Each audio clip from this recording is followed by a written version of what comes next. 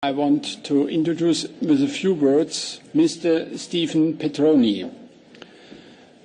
I change in German. Herr Petroni is... Mr. Petroni is the president of the Maltese Society for Weapon Owners and Shooters, also head of the European Association for Weapon Collectors, really excellent representative of experts in the area of collectors. To thank Firearms United for this invitation. I'd also like to thank the Commission for bringing so many wonderful people together. We are indeed now a very considerable force which has to be taken into account. I also congratulate Mr. Alexis because somehow the manner in which he delivers the Commission rhetoric always makes me feel like we have to feel good while we're being robbed and beaten. So he has a very good way of delivering it. So let us get down to business. Let us look at our perspective, the collectors' perspective, and the collectors have really been given the wrong end of the stick.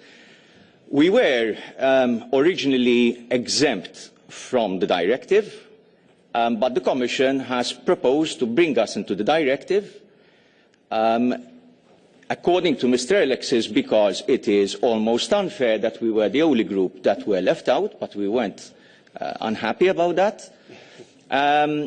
But in reality, it is very simply a case where the Commission feels that what was being administered at Member State level should, in many cases, be administered at the Commission level. So it's just a question of transfer of control. I have here a presentation just to help you understand what the role of a collector is. And I will start. I will not repeat the words that are actually written in my slides, but I will just go along with what is written. You can read it. It's quite clear. The role of the collector is very important in society. We perform more or less the same work that museums do, and in many respects, even more. If you look at the publications which are on bookshelves, and which are even on the bookshelves of museums, you will find that 90% of them are written by collectors. And why is that?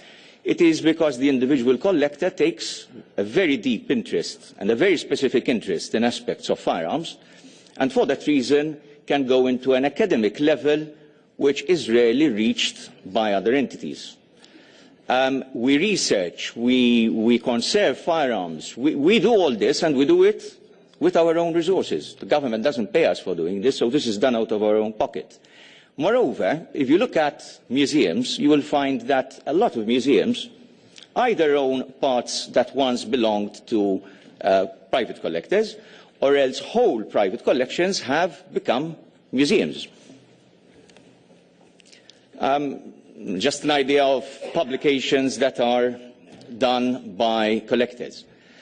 Now, when you look at when you go beyond the individual collector and you look at the collective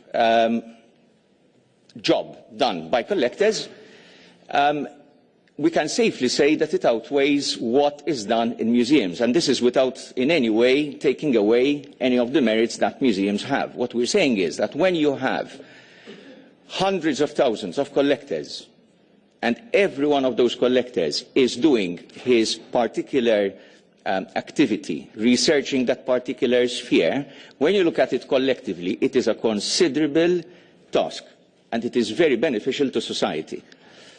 And as I said previously, a lot of collectors and a lot of collections are intimately linked with museums, so much so that some museums are entirely formed of private collections.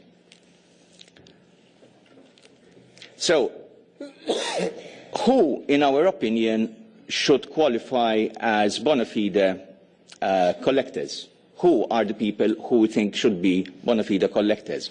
We are definitely not referring to the same people which the Commission proposal mentions, because the Commission proposal is referring to, as Katja Triebel said very rightly, he was referring to individuals who are either accumulating weapons legally or illegally, who are carrying out an activity totally outside the parameters of the directive. And what the Commission has done, it has taken those people as an example of the regular collector. So in our opinion, as you can see in the slide, these are the requirements for a person to be recognised as a collector. In fact, this is a text that was written by our organisation, by FESAC, and it has also been taken up by Parliament. So the version that you have now in the Parliament's document is precisely the wording that we had drafted. However, we must also state, and I want to emphasise this, that a collector, in terms of the European directive, is a person who is recognised by his member state as carrying out that activity. So I cannot stand up and call myself a collector unless I am recognised as a collector by my country. And this is what makes the Commission proposal and accusation totally absurd, because when the Commission stated that collectors may be a source of illicit trafficking, first of all, they were not referring to us, so we are not part of it. And secondly, they were only quoting selectively from a Europol report.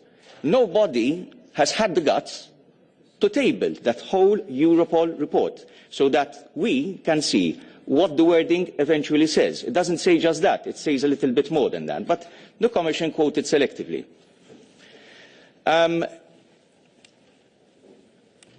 So, as things stand at the moment, under the current directive, Member States are already obliged to recognise collectors. Okay? And most Member States do that, and they do it very efficiently. There are a few that don't. Now, instead of tackling the countries that are not abiding by the directive, the Commission is proposing the writing of more documents, of more papers, of more regulations. This is what they are used to doing. They are not used to tackling a problem head-on. They try and solve a problem by writing more regulations. And if it hasn't been observed under the current regulation, will it be observed under the new directive? Of course not. The more paperwork, the higher the pile of paperwork that they will produce, the less result we will have. So what is really lacking, and what has not been tackled by the Commission, is the enforcement of the directive as it is now, which is perfect. I attended a meeting recently where there was Mr. Timmermans. He was in Malta, he was addressing a meeting there, and used an expression several times, which I will quote here. And that is, if it ain't broken, don't try to fix it. He repeated this several times, so I'm going to repeat it for his benefit. You have something which is working, so why are you trying to fix it? You are ruining it. You are simply ruining it. Let us go to the origins of the current directive and why were collectors excluded. They were excluded because the authors of that directive were very wise in the manner that they treated this subject. They considered that the role of collectors and museums to be totally different to the role of sport shooters and hunters. And I emphasise, we are one big family, so I'm not saying this to in any way differentiate between collectors and sport shooters. None of that. It's just that in order to protect the activity of collectors, and even more so, in order to protect those historical artefacts from damage or destruction, the only way that it can be done properly is by excluding collectors from the directive. Because the moment that you include collectors in the directive, then all the other requirements that are necessary for sport shooting or for hunting, like marking, then come into effect. So if I have a very rare firearm, okay, let's say a prototype firearm, which is more or less unique, and you are going to add new markings to it, you are destroying its historical integrity. In other words, you are ruining a historical artifact. And that is why collectors were excluded in the first place.